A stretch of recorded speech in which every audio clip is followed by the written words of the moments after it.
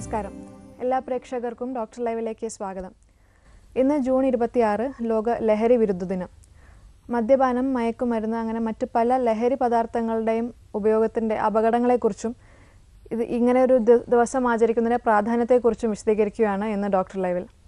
ഈ വിഷയത്തെക്കുറിച്ച് ഇന്ന് നമ്മളോട് സംസാരിക്കുന്നത് ആൽക്കഹോളിക് അനോണിമസ് എ ക്ലാസ് ട്രസ്റ്റിയായ ഡോക്ടർ PN സുരേഷ് കുമാർ.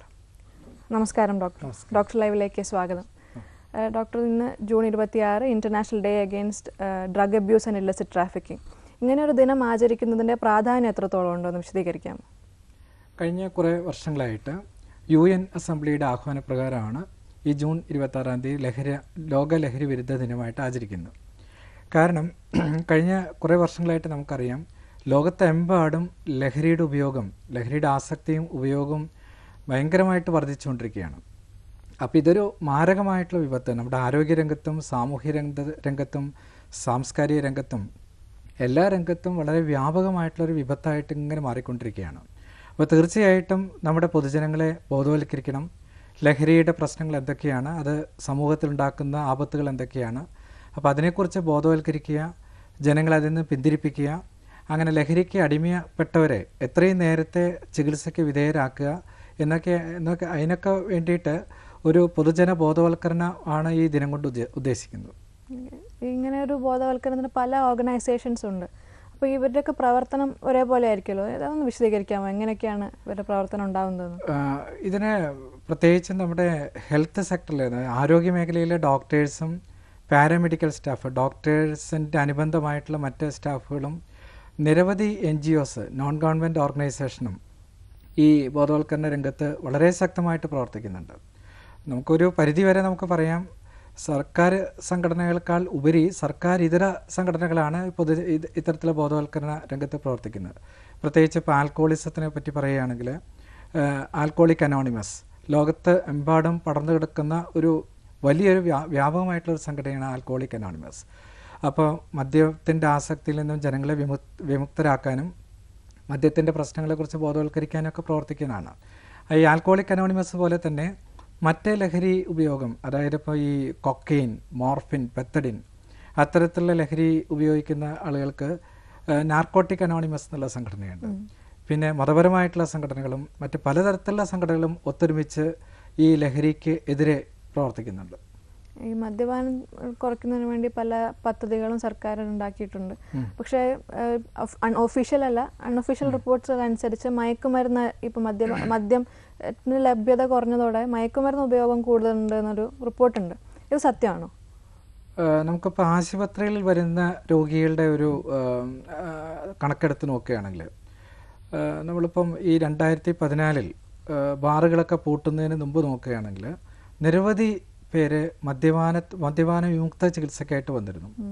ഒരു പരിധിവരെ നമുക്ക് പറയാം, നമ്മുടെ ആശുപത്രികളെല്ലാം സൈക്യാട്രി വാർഡ് നോക്കുകയാണെങ്കിൽ ഒരു 50% ഏറെ പേരും ഈ മദ്യവിമുക്തി ചികിത്സയ്ക്ക് വേണ്ടിയിട്ട് വന്നിരുന്ന ആൾക്കാരായിരുന്നു. പക്ഷേ ആ 2014 നമ്മുടെ ഹൈക്കോർട്ടിൻ്റെ വിധി വന്നതിന് ശേഷം പല ബാറുകളും അടച്ചുപോയതിന് ശേഷം ഈ മദ്യപാന വിമുക്ത ചികിത്സയ്ക്ക് വേണ്ടിയിട്ട് വരുന്ന രോഗികളുടെ എണ്ണം ഗണ്യമായി കുറഞ്ഞിരുന്നു. പക്ഷെ അതേസമയം തന്നെ നമ്മൾ ഈ യുവജനങ്ങളുടെ ഇടയിൽ, പ്രത്യേകിച്ചും സ്കൂൾ കോളേജ് സ്റ്റുഡൻസിൻ്റെ ഇടയിൽ ഈ കഞ്ചാവ് അതുപോലെ തന്നെ അനുബന്ധമായിട്ടുള്ള മറ്റ് സാധനങ്ങളുടെ ഉപയോഗം വളരെ കൂടിയിട്ട് ധാരാളം അത്തരത്തിലുള്ള ആൾക്കാർ അഡ്മിഷനായിട്ട് വന്നിരുന്നു. അപ്പോൾ എനിക്ക് തോന്നുന്നത് ഒരു സാധനത്തിൻ്റെ ലഭ്യത കുറയുമ്പം അതിന് സബ്സ്റ്റിറ്റ്യൂട്ടായിട്ട് മറ്റ് ലഹരി സാധനങ്ങൾ ഉപയോഗിക്കാനുള്ളൊരു ടെൻഡൻസി തീർച്ചയായിട്ടും നമ്മുടെ പൊതുവെ എല്ലാവരുടെ ഇടയിലും ഉണ്ടാവും. അത് ഈ മദ്യം ഉപയോഗിക്കുന്നതാണോ മയക്കുമരുന്ന് ഉപയോഗിക്കുകയാണോ ഏറ്റവും കൂടുതൽ അപകടം ഉണ്ടാക്കുന്നത്? രണ്ടും അപകടമാണ്. രണ്ടിൻ്റെയും രണ്ട് തരത്തിലുള്ള അപകടമാണെന്ന് പറയാം. ഇപ്പം മദ്യം എന്ന് പറയുമ്പം ആ മദ്യത്തിൻ്റെ ആസക്തി അത് വളരെ കുറേ സാവധാനമാണ് കൂടി വരുള്ളൂ. അതിപ്പം ഒരു വ്യക്തി മദ്യം കഴിച്ച് തുടങ്ങിയിട്ട് ഒരു മദ്യപാന ആസക്തി രോഗം എന്ന നിലയിലേക്ക് എത്തിച്ചേരാനായിട്ട് വർഷങ്ങളോടെടുക്കും. അപ്പോൾ ആ രോഗം ആയിട്ട് മാറുമ്പം അയാൾക്ക് പല പ്രശ്നങ്ങളും ഉണ്ടാവും. അയാൾക്ക് ആരോഗ്യ പ്രശ്നമുണ്ടാവും, കുടുംബ പ്രശ്നമുണ്ടാവും, ജോലി പ്രശ്നമുണ്ടാവും, സാമ്പത്തിക പ്രശ്നമുണ്ടാവും, എല്ലാം ഉണ്ടാവും. പക്ഷെ അതിന് കുറച്ച് സമയമെടുക്കും, കുറച്ച് വർഷങ്ങളോളം എടുത്തിട്ടാണ് ആ ഒരു നിലയിലേക്ക് എത്തിച്ചേരുന്നത്. പക്ഷേ മറ്റ് ചില ലഹരി സാധനങ്ങളുടെ ഉപയോഗം, പ്രത്യേകിച്ച് ഇപ്പം ഇഞ്ചക്ഷനായിട്ട് ഉപയോഗിക്കുന്ന ബ്രൗൺ ഷുഗർ, കൊക്കൈൻ, ഇതൊക്കെയാണെങ്കിൽ ആ വ്യക്തി ഒരു തവണ ഉപയോഗിച്ചാൽ മതി. ആ ഒരു തവണ ഉപയോഗിച്ചാൽ പോലും ആ വ്യക്തി അതിന് അടിമയായി പോകുമെന്നാണ് പറയുന്നത്. അപ്പോൾ പിന്നെ ഞാൻ ഈ മദ്യപാനത്തിൻ്റെ പ്രശ്നങ്ങൾ പറഞ്ഞ ആ ഒരു രീതിയിലുള്ള പ്രശ്നങ്ങളിലേക്ക് എത്താനായിട്ട് ഈ ഇത്തരത്തിലുള്ള കൊക്കൈനോ ബ്രൗൺ ഷുഗറൊക്കെ ഉപയോഗിക്കുകയാണെങ്കിൽ ദിവസങ്ങളോളം ആഴ്ചകളോ മതി പെട്ടെന്ന് അത്തരത്തിലുള്ള അതിനടിമയായിട്ട് എല്ലാ തരത്തിലുള്ള കോംപ്ലിക്കേഷനും ആ വ്യക്തിക്ക് വന്നു ചേരും. ഡോക്ടർ, ഇപ്പോൾ ഈ ആൽക്കഹോളിക് അനോണിമസ് എന്നുള്ളത് ഒരു ഓർഗനൈസേഷനാണ്. ഇത് നിങ്ങൾ പല പഠനങ്ങളും നടത്തിയിട്ടുണ്ടാവും. അത് വെച്ച് നോക്കുകയാണെങ്കിൽ കേരളത്തിൽ ലഹരി അല്ലെങ്കിൽ മദ്യത്തിൻ്റെ ഉപഭോഗം കൂടി വരികയാണോ ചെയ്തിട്ടുള്ളത്, കുറഞ്ഞു വരുന്നുണ്ടോ? ആൽക്കഹോളിക് അനോണിമസ് വ്യക്തമായിട്ടുള്ളൊരു പഠനം ഈ രീതിയിൽ നടത്തിയിട്ടില്ലെങ്കിലും ധാരാളം പഠനങ്ങൾ നമ്മുടെ കേരളത്തിൽ തന്നെ ഇതിനെക്കുറിച്ച് നടന്നിട്ടുണ്ട്. പല ഒബ്സർവേഷൻസ് ഉണ്ട്. നമുക്ക് ബിവറേജസ് കോർപ്പറേഷൻ്റെ ഒഫീഷ്യൽ കണക്കുകളുണ്ട്. അപ്പം കഴിഞ്ഞ കുറച്ച് വർഷങ്ങളായിട്ട് നമ്മളിപ്പോൾ മദ്യത്തിൻ്റെ ഉപഭോഗത്തിൻ്റെ ഒരു കണക്ക് നമ്മുടെ കേരളീയർ മദ്യം ഉപയോഗിക്കുന്ന നമുക്ക് നോക്കുകയാണെങ്കിൽ കഴിഞ്ഞ കുറച്ച് വർഷങ്ങളായിട്ട് കേരളമാണ് മദ്യത്തിൻ്റെ ഉപയോഗത്തിൽ നമ്മുടെ എല്ലാ സംസ്ഥാനത്തേക്കാൾ ഒന്നാമതായിട്ട് നിൽക്കുന്നത്. ഏറ്റവും കൂടുതൽ മദ്യം ഉപയോഗിക്കുന്നത് per capita consumption of alcohol എന്ന് പറയും. അതായത് ഒരു വ്യക്തി കേരളത്തിൽ ഒരു വർഷം ഉപയോഗിക്കുന്ന മദ്യത്തിൻ്റെ അളവ് നോക്കുകയാണെങ്കിൽ അത് ഏകദേശം 8.9 ലിറ്റർ വരും. പഞ്ചാബാണ് തൊട്ട് പുറകിൽ. പഞ്ചാബിൽ 7.9 ലിറ്റേഴ്സാണ് ഒരാൾ പ്രതിവർഷം ഉപയോഗിക്കുന്ന മദ്യത്തിൻ്റെ അളവ്. അപ്പം പഞ്ചാബ് എന്നുള്ള സംസ്ഥാനത്തെ പിന്തള്ളി കേരളം ഒന്നാം സ്ഥാനത്ത് എത്തിയിട്ട് കഴിഞ്ഞ 4-5 വർഷങ്ങളായി. പിന്നെ മദ്യത്തിൻ്റെ ഉപഭോഗത്തിൻ്റെ ആ ഒരു വർധന എല്ലാ സംസ്ഥാനങ്ങളിലും വർദ്ധിച്ചുകൊണ്ടിരിക്കുകയാണ്. പൊതുവെ നമ്മുടെ ഒരു നാഷണൽ ശരാശരി നോക്കുകയാണെങ്കിൽ മദ്യത്തിൻ്റെ ഉപയോഗം പ്രതിവർഷം ഓരോ സംസ്ഥാനത്തും ഏകദേശം 12% വർദ്ധിക്കുന്നു എന്നാണ് പറയുന്നത്. പക്ഷേ കേരളത്തിൽ അത് ഏകദേശം 20 മുതൽ 60% വരെ വർദ്ധിച്ചുകൊണ്ടിരിക്കുകയാണ് ഓരോ വർഷവും. അതായത് കേരളത്തിൽ ഓരോ വർഷം ചെല്ലുന്തോറും മദ്യത്തിൻ്റെ ഉപയോഗം അതിഭയാനകമായിട്ടുള്ള രീതിയിൽ ഇങ്ങനെ വർദ്ധിച്ചുകൊണ്ടിരിക്കുകയാണ്. തീർച്ചയായിട്ടും അത് തടയാനുള്ള പല പരിപാടികൾ, ശക്തമായിട്ടുള്ള പരിപാടികൾ നമ്മൾ ആവിഷ്കരിച്ചേ പറ്റൂ. കോൾ ഉണ്ട് ഡോക്ടർ. നമുക്ക് ഹലോ ഡോക്ടറോട് ചോദിച്ചോളൂ. ഹലോ, ബിയർ കഴിച്ചത്. അപ്പൊ കുറച്ച് നാൾ മുമ്പ് ബ്ലഡ് ടെസ്റ്റ് ചെയ്തപ്പോ യൂറിക് ആസിഡ് ഒരുപാട് കൂടുതലാണെന്ന് പറയും. അപ്പൊ അത് ഇതിന്റെ എന്തെങ്കിലും അതിന് ബന്ധമുണ്ടോ അറിയാൻ വേണ്ടിട്ടായിരുന്നു. തീർച്ചയായിട്ടും യൂറിക് ആസിഡ് കൂടുന്ന അസുഖത്തിൻ്റെ പേര് ഗൗട്ട് എന്നാണ്. അപ്പോൾ ഈ ഗൗട്ട് വന്നു കഴിഞ്ഞാൽ ഈ ശരീരത്തിൻ്റെ ചെറിയ ജോയിൻറ്റിലൊക്കെ വേദനകൾ അനുഭവപ്പെടുന്ന രോഗമാണ്. അപ്പോൾ അത് ഈ ഗൗട്ടിലെ യൂറിക് ആസിഡ് രക്തത്തിൽ കൂടാനുള്ള ഏറ്റവും പ്രധാനപ്പെട്ട കാരണം മദ്യപാനമാണ്. അപ്പോൾ ഈ ഗൗട്ടുള്ള വ്യക്തി നന്നായിട്ട് മദ്യം കഴിച്ചു കഴിഞ്ഞാൽ, രാത്രിയൊക്കെ മദ്യം കഴിച്ചാൽ പിറ്റേ ദിവസം തൊട്ടേ വേദന തുടങ്ങും. അപ്പോൾ ബ്ലഡ് നോക്കിക്കഴിഞ്ഞാൽ നമുക്കറിയാം യൂറിക് ആസിഡ് കൂടിയിട്ടുണ്ടായിരിക്കും. അപ്പോൾ ഈ ഗൗട്ട് എന്നുള്ള രോഗത്തിന് മരുന്ന് കഴിക്കുന്നതിൻ്റെ കൂടെ തന്നെ അത് ഫലപ്രദമായിട്ട് നിയന്ത്രിച്ച് കൊണ്ടുപോകണമെങ്കിൽ മദ്യപാനം പൂർണ്ണമായിട്ട് നിർത്തിയേ പറ്റൂ. ബിയറാണെങ്കിൽ പോലും ബിയറിൽ ഏകദേശം 10 മുതൽ 15% വരെ ആൽക്കഹോൾ ഉണ്ട്. അപ്പോൾ അതുകൊണ്ട് ബിയറും മറ്റു മദ്യമൊക്കെ കംപ്ലീറ്റ് നിർത്തിയാൽ മാത്രമാണ് ഗൗട്ടിന് ഉപയോഗിക്കുന്ന മരുന്നുകൾ ഫലപ്രദമായിട്ട് മാറുകയുള്ളൂ. വിളിച്ചതിന് നന്ദി. ഒരു കോളും കൂടി ഉണ്ട് ഡോക്ടർ. ഹലോ ഡോക്ടർ ലൈവിലേക്ക് സ്വാഗതം. ഡോക്ടറോട് ചോദിച്ചോളൂ. ഡോക്ടറെ, ഹലോ. പറയൂ. എന്റെ ഭർത്താവേ ഭയങ്കര മദ്യപാനിയാണ്. അത് രാവിലെ ഒന്നും കുഴപ്പമില്ല, ഉച്ച കഴിയുമ്പോ പുള്ളി ഇത്തിരിയൊക്കെ കഴിച്ചിട്ട് മുറുക്കുകയും ചെയ്യും. അപ്പൊ ഭയങ്കരമായിട്ടും വയലന്റ് ആകും. പിന്നെ പിള്ളേരാണേലും എന്നെയാണേലും ഒക്കെ വഴക്കിടും. ആദ്യമേ നല്ല സ്നേഹത്തിലായിരിക്കും പെരുമാറണം, പിന്നെ പെട്ടെന്ന് അങ്ങോട്ട് വയലന്റ് ആകും. ഞങ്ങള് ചേർത്തലേന്ന് ഒരു ഡോക്ടറെ കാണിച്ചായിരുന്നു. അപ്പൊ പുള്ളി മരുന്നൊക്കെ തന്നത് മാറി. ഒരു 8 മാസത്തോളം പുള്ളി കഴിക്കാതെ ഇരുന്നതാണ്. പിന്നെ വീണ്ടും പുള്ളി കൂട്ടുകാരുടെ കൂടെയൊക്കെ മദ്യപിക്കാൻ തുടങ്ങി. ഇപ്പൊ ഭയങ്കരമായിട്ടും ഇങ്ങനെ മദ്യപിച്ചു കഴിഞ്ഞാൽ ഭയങ്കരമായിട്ടും വയലന്റ് ആകും. പെട്ടെന്ന് വയലന്റ് ആകും, പിന്നെ പെട്ടെന്ന് അത് നോർമലും ആവും. പിള്ളേരെയൊക്കെ അങ്ങനെ പിള്ളേരെയൊന്നും വഴക്കിടാത്താണ്, പിള്ളേരെയൊക്കെ വഴക്കിടും, എന്നെയും വഴക്കിടും. അതിനെന്താണ് ഡോക്ടർ ചെയ്യേണ്ടത്? അപ്പോൾ തീർച്ചയായിട്ടും നമ്മുടെ സിസ്റ്ററുടെ ഭർത്താവ് മദ്യപാന രോഗത്തിന് അടിമയാണെന്ന് നമുക്ക് തീർച്ചയായിട്ടും പറയാം. കാരണം അതിൻ്റെ എല്ലാവിധ കോംപ്ലിക്കേഷൻസും പ്രത്യാഘാതങ്ങളും ഈ വ്യക്തിക്ക് സംഭവിച്ചിട്ടുണ്ട്. ആ വ്യക്തിയുടെ കുടുംബജീവനം തകർന്നുകൊണ്ടിരിക്കുകയാണ്. അതായത് മദ്യം കഴിച്ചു കഴിഞ്ഞാൽ അയാളുടെ ആ പെരുമാറ്റത്തിലൊക്കെ വളരെ പ്രകടമായിട്ടുള്ള വ്യത്യാസം വന്നിട്ടാണ് അയാൾ അക്രമാസക്തനാവുന്നത്. കാരണം നമ്മൾ നമ്മുടെ മനുഷ്യനെയും മൃഗത്തെയും തമ്മിൽ വേർതിരിക്കുന്നത് നമ്മുടെ തലച്ചോറിൻ്റെ മുൻവശത്തുള്ള ഫ്രോണ്ടൽ ലോബ് എന്നുള്ളൊരു ഭാഗമാണ്. അതാണ് മനുഷ്യന് ബുദ്ധിയും വിവേചന ശക്തിയും ഇതൊക്കെ കൊടുക്കുന്നത്. അതായത് ഒരു സാഹചര്യത്തിനനുസരിച്ച് എങ്ങനെ നന്നായിട്ട് പെരുമാറണം എന്നുള്ളതൊക്കെ കൊടുക്കുന്ന ആ വേർതിരിവ് കൊടുക്കുന്ന അതാണ്. ഈ മദ്യം കഴിക്കുമ്പം ഈ പ്രീഫ്രോണ്ടൽ ലോബ് എന്നൊക്കെ പറയും, അതിൻ്റെ പ്രവർത്തനം അതിലൊരു ഇൻഹിബിഷൻ വരികയാണ്. അപ്പോൾ മനുഷ്യനും മൃഗവും തമ്മിൽ പിന്നെ വ്യത്യാസമില്ലാതായി മാറുകയാണ്. അപ്പം അങ്ങനെ വരുന്ന ഒരു അവസ്ഥയിലാണ് ഈ വ്യക്തിക്ക് അത് ഭാര്യയാണോ സഹോദരിയാണോ മറ്റുള്ളവരാണോ എന്നുള്ള തിരിച്ചറിവ് നഷ്ടപ്പെടുകയാണ്. ഇതാണ് മദ്യപാനികൾക്ക് സംഭവിക്കുന്ന ഏറ്റവും പ്രധാനപ്പെട്ട പ്രശ്നം. അവർ ആ ഫ്രോണ്ടൽ ലോബിൻ്റെ പ്രവർത്തനത്തിൽ വ്യത്യാസം വരുമ്പം ആ മദ്യം കഴിച്ച സമയത്ത് എന്തൊക്കെയാണ് വ്യക്തി ചെയ്തു കൂട്ടുന്നത് കാണിച്ചു കൂട്ടുന്ന വ്യക്തിക്ക് അറിയില്ല. അങ്ങനെയാണ് ആ വ്യക്തി വയലൻ്റായിട്ട് പോകുന്നത്. അപ്പോൾ ഇവിടെ ചേർത്തലയിൽ നിന്നും ഒരു ഡോക്ടർ അതിന് ചികിത്സ തേടി എന്ന് പറയുന്നുണ്ട്. പക്ഷേ ഈ വ്യക്തിക്ക് ആ ചികിത്സ തുടർച്ചയായിട്ട് കിട്ടിയോ എന്നുള്ളത് നമുക്കറിയില്ല.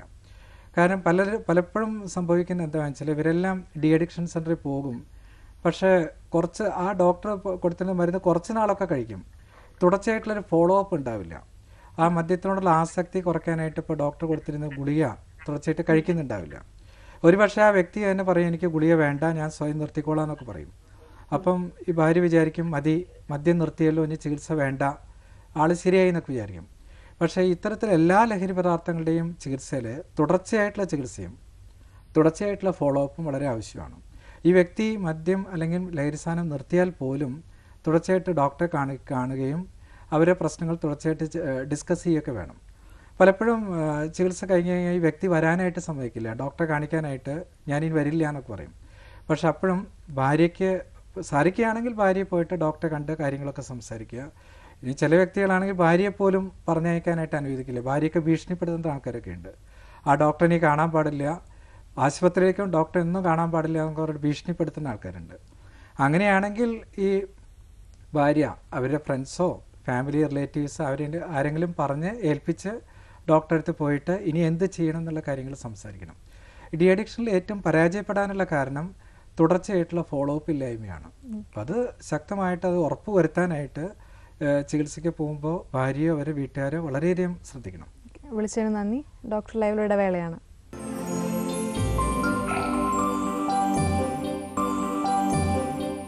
ഡോക്ടർ ലൈവ് തുടരുന്നു. ഡോക്ടർ കോൾ ഉണ്ട്.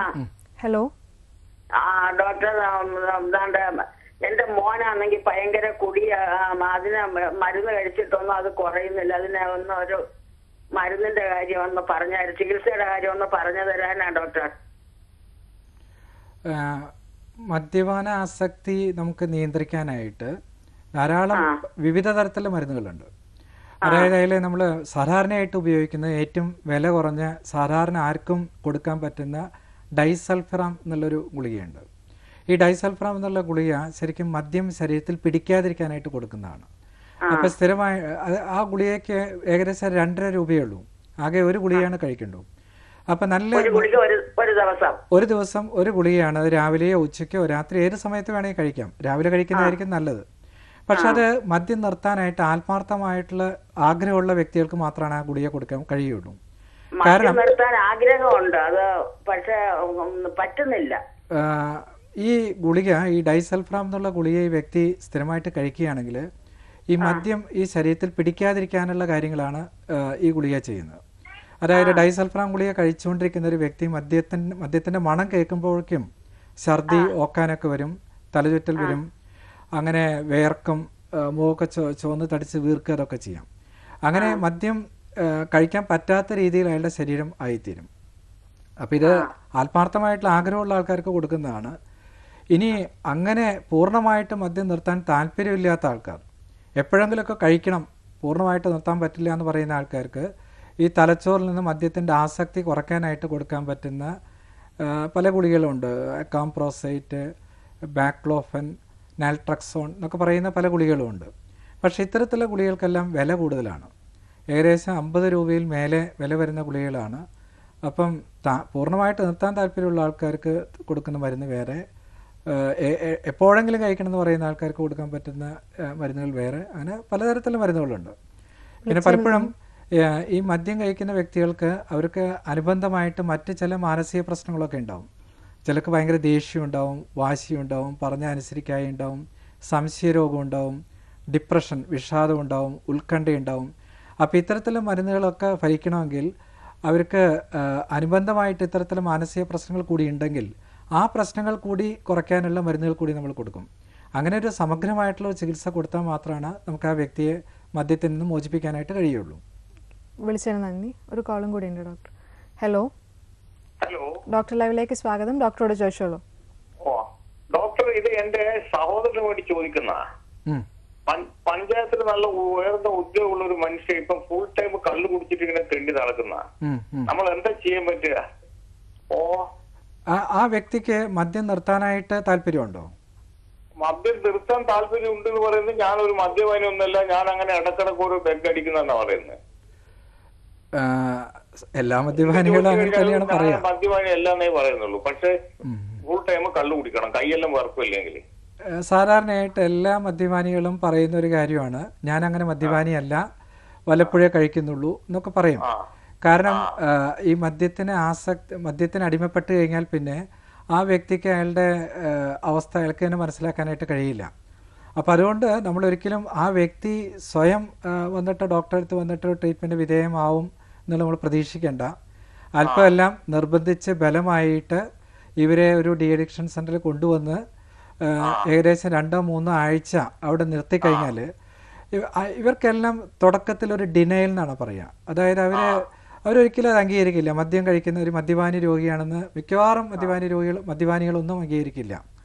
അപ്പോൾ അല്പം നമ്മുടെ സൈഡിൽ നിന്ന് പ്രഷർ, ഒരു പുഷൊക്കെ കൊണ്ടുവന്നിട്ട് അവരെ അഡ്മിറ്റ് ചെയ്ത് നമ്മോട് അതേ പ്രസംഗം പറയുക, ഞാൻ മദ്യപാനിയല്ല, നിങ്ങൾക്ക് എന്താണെന്നെല്ലാം ചോദിക്കുക. അതിൽ തീർച്ചയായിട്ടും നമ്മൾ അല്പം ബലപ്രയോഗത്തിൽ കൂടെ കൊണ്ടുവന്ന് അവരെ ഹോസ്പിറ്റലിൽ അഡ്മിറ്റ് ചെയ്തിട്ട് നമ്മൾ ആദ്യം ചെയ്യുന്നത്, ആദ്യത്തെ ഒരു 1-2 ആഴ്ച നമ്മൾ ചെയ്യുന്നത് അവർക്ക് അവരുടെ പ്രശ്നങ്ങളെക്കുറിച്ച് മനസ്സിലാക്കി കൊടുക്കുകയാണ് ചെയ്യുക. ഒരു റിഫ്ലക്ഷൻ, അവരുടെ ജീവിതത്തിൽ മദ്യപാനം കൊണ്ട് അവരുടെ കുടുംബത്തിന്, അവരുടെ സാമൂഹിക ബന്ധങ്ങൾക്ക്, അവരുടെ ആരോഗ്യത്തിന് ബ്ലഡ് ടെസ്റ്റുകളെല്ലാം നമ്മൾ ചെയ്യുമല്ലോ. അങ്ങനെ പറഞ്ഞ് മനസ്സിലാക്കി കൊടുത്തിട്ട് ഒരു കുറച്ച് ക്ലാസ്സുകളൊക്കെ ഉണ്ടാവും, നമ്മൾ സൈക്കോ എഡ്യൂക്കേഷൻ എന്ന് പറയും. അത്തരത്തിൽ അവരെ ബോധവൽക്കരിക്കുമ്പം മിക്കവാറും ഗണ്യമായിട്ടുള്ള വിഭാഗം ഈ ചികിത്സയ്ക്ക് സമ്മതിക്കും. എത്ര ചികിത്സയ്ക്ക് എതിർക്കുന്ന ആൾക്കാരും 2-3 ആഴ്ചക്കുള്ളിൽ ഈ കാര്യങ്ങളൊക്കെ പറഞ്ഞു കൊടുക്കുമ്പം അവർക്ക് ചികിത്സ ആരംഭിക്കും അവർ ചികിത്സയ്ക്ക് സമ്മതിക്കും. അപ്പോൾ ഒരിക്കലും യാതൊരു ഉത്തരവാദിത്വം കാണിക്കുന്നില്ല. തീർച്ചയായിട്ടും എത്രയും നേരത്തെ തന്നെ അല്പസ്വല്പം ബലപ്രയോഗം വേണ്ടിവരികയാണെങ്കിൽ പോലും അവരെ അങ്ങനെ കൊണ്ടുവന്ന് ഒരു ഡി അഡിക്ഷൻ സെൻ്ററിൽ അഡ്മിറ്റ് ചെയ്യുന്നതാണ് നല്ലത്. ഇങ്ങനെ ഡി അഡിക്ഷൻ സെൻ്ററിൽ അഡ്മിറ്റ് ചെയ്യുമ്പം അവർക്ക് പുറത്ത് പോകാൻ പറ്റാത്ത ഡി അഡിക്ഷൻ സെൻ്ററിൽ അഡ്മിറ്റ് ചെയ്യണം. കാരണം ഓപ്പൺ ആയിട്ടുള്ള സ്ഥലങ്ങളാണെങ്കിൽ ചിലപ്പോൾ അവർ പുറത്ത് പോയി കളയും, മദ്യം കഴിച്ച് തിരിച്ചു വരും. അപ്പോൾ അങ്ങനെ പുറത്ത് പോകാൻ പറ്റാത്ത ക്ലോസ്ഡ് ആയിട്ടുള്ള സെൻറ്റേഴ്സിൽ 2-3 ആഴ്ച പുറത്ത് പോകാൻ പറ്റാതെ അവിടെ തന്നെ കിടന്നിട്ടുള്ള ചികിത്സ പറ്റുന്ന സെൻറ്ററിൽ അഡ്മിറ്റ് ചെയ്തിട്ട് ചികിത്സയ്ക്ക് വിധേയമാക്കുന്നതായിരിക്കും നല്ലത്. വിളിച്ചതിന് നന്ദി. ഡോക്ടർ ലൈവിൽ മറ്റൊരു ഇടവേളയാണ്.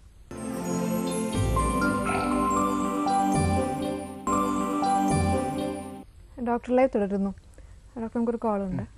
ഹലോ ഹലോ ഡോക്ടർ ലൈവിലേക്ക് സ്വാഗതം. ഡോക്ടറോട് ചോദിച്ചോളൂ. ഞാൻ കൊടകരയുള്ളതാണ്. ഞാൻ ബീഡി, സിഗരറ്റ് ഇങ്ങനെയുള്ള സാധനങ്ങൾ കൂടുതലായിട്ട് യൂസ് ചെയ്യുന്നുണ്ട്. എനിക്ക് ഇതിന്റെ കച്ചവടമാണേ. അപ്പൊ തൊട്ടരികത്തിരിക്കുമ്പോ കൂടുതലായിട്ട് അമിതമായിട്ട് യൂസ് ചെയ്യണ്ട, അതൊന്ന് നിർത്തൽ ചെയ്യാൻ എന്താ മാർഗം എന്നുള്ളതാണ്. ഇപ്പോൾ പുകവലി നമുക്ക് നിർത്താനായിട്ട് ആഗ്രഹം ഉണ്ടെങ്കിൽ തീർച്ചയായിട്ടും അതിന് ഫലപ്രദമായിട്ടുള്ള ചികിത്സകളൊക്കെ ഉണ്ട്. അതിനെ നമ്മുടെ ഈ മദ്യപാനം പറഞ്ഞ പോലെ അങ്ങനെ അഡ്മിറ്റ് ചെയ്യണമെന്നൊന്നുമില്ല. അല്ല, അതുപോലെ അഡ്മിറ്റ് ചെയ്യേണ്ട, നമുക്ക് OP ആയിട്ട് ചികിത്സിക്കാവുന്നേ ഉള്ളൂ. അപ്പോൾ അതിൽ പ്രധാനമായിട്ട് നമ്മൾ ചെയ്യുന്നത് എന്താണെന്ന് വെച്ചാൽ, ഈ പുകവലി നിർത്തുമ്പം ഈ നിക്കോട്ടിൻ എന്നുള്ളതാണല്ലോ പുകവലി എന്ന് പറയുന്നത്, അതിൻ്റെ വിറ്റോൾ സിംറ്റംസ്, അത് നിർത്തുമ്പോൾ നമുക്ക് അസ്വസ്ഥതകളൊന്നും വരാതിരിക്കാനായിട്ട് ചില മരുന്നുകളൊക്കെ നമുക്ക് കൊടുക്കാം. അതിന് ചില ഗുളികകളൊക്കെ ലഭ്യമാണ്. പിന്നെ നിക്കോട്ടിൻ പാച്ച് എന്ന് പറയും, ഇപ്പോൾ നമുക്ക് ഇവിടെയൊക്കെ കിട്ടുന്നതാണത്. 24 മണിക്കൂർ ഇഫക്റ്റ് ഉള്ള ഒരു നിക്കോട്ടിൻ പാച്ച്, അത് നമുക്ക് ബോഡിയുടെ നമുക്ക് കാണാത്ത സ്ഥലത്തൊക്കെ ഒട്ടിച്ചു വയ്ക്കാം. 24 മണിക്കൂർ കഴിഞ്ഞാൽ വേറെ പുതിയ പാച്ച് ഒട്ടിക്കണം. അപ്പോൾ പുകവലി നിർത്തുമ്പോൾ ഉണ്ടാകുന്ന ആ ഒരു അസ്വസ്ഥതയും ബുദ്ധിമുട്ടുകളൊക്കെ നമുക്ക് ഒഴിവാക്കാനായിട്ട് സാധിക്കും. എന്നിരുന്നാലും ചെറിയ അസ്വസ്ഥതകളൊക്കെ നമുക്ക് ഉണ്ടാവാം. പുകവലിക്കാനുള്ള ഒരു ആസക്തി തോന്നുകയാണെങ്കിൽ ആ സമയത്ത് ഉപയോഗിക്കാനായിട്ട് പുകയിലയുടെ അംശം അടങ്ങിയിട്ടുള്ള ഈ ചൂയിങ്കം പോലെയുള്ള നിക്കോട്ടിൻ ചൂയിങ്കം ഉണ്ട്. മിഠായി പോലെ നമുക്ക് അലിയിച്ചിറക്കാൻ പറ്റുന്ന നിക്കോട്ടിൻ ലോസഞ്ചസ് പോലത്തെ സാധനങ്ങളുണ്ട്.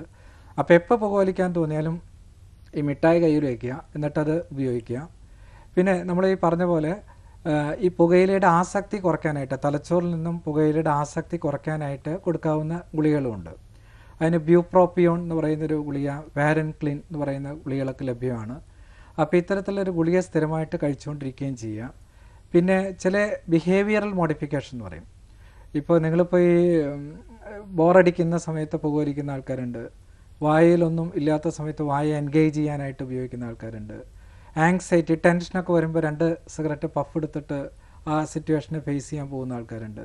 അപ്പോൾ നിങ്ങൾക്ക് എന്തെങ്കിലും അങ്ങനത്തെ മാനസിക പ്രശ്നമുണ്ടോ, നിങ്ങളുടെ പേഴ്സണാലിറ്റിയുടെ സ്വഭാവത്തിൽ അങ്ങനത്തെ എന്തെങ്കിലും ബുദ്ധിമുട്ടുകളുണ്ടോ, അതെല്ലാം നോക്കിയിട്ട് അതുകൂടി ചികിത്സിച്ചിട്ട് ഇത്തരത്തിലുള്ള മരുന്നുകളും നിക്കോട്ടിൻ പാച്ചും ഇതൊക്കെ ചെയ്യുകയാണെങ്കിൽ കുറച്ച് മാസങ്ങളൊക്കെ എടുക്കും. ഇതൊന്നും പെട്ടെന്ന് കുറയുന്നതല്ല, ചിലപ്പോൾ 5-6 മാസമൊക്കെ എടുത്തെന്നിരിക്കും. അപ്പോൾ അങ്ങനെ സാവധാനം ക്ഷമയോട് കൂടിയിട്ട് ഡോക്ടർ പറയുന്ന രീതിയിൽ ഈ കാര്യങ്ങളൊക്കെ ചെയ്യാനായിട്ട് നമ്മൾ തയ്യാറാണെങ്കിൽ പുകവലി നിർത്താവുന്നേ ഉള്ളൂ. വിളിച്ചതിന് നന്ദി. ഡോക്ടർ, ഇപ്പോൾ ഈ മദ്യപാനം അല്ലെങ്കിൽ മയക്കുമരുന്നൊക്കെ ഉപയോഗിച്ചവർക്ക് ബോധവൽക്കരണം കൊടുക്കുന്നതിലും നല്ലതാണ് ഈ കുട്ടികളിൽ സ്കൂളിൽ നിന്നേ ബോധവൽക്കരണം നടക്കുന്നത്. ഇങ്ങനെ ബോധവൽക്കരണ ക്ലാസ്സുകൾ ഇപ്പോൾ ഉണ്ടോ?